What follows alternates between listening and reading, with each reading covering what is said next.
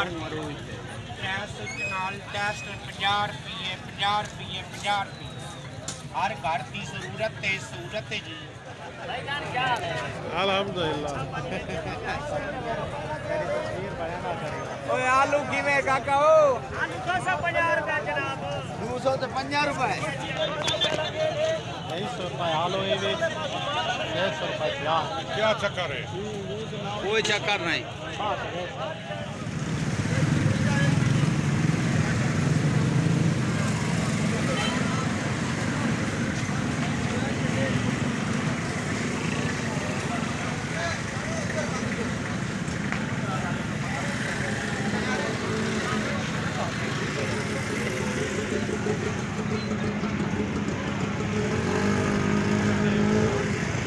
ये बनाई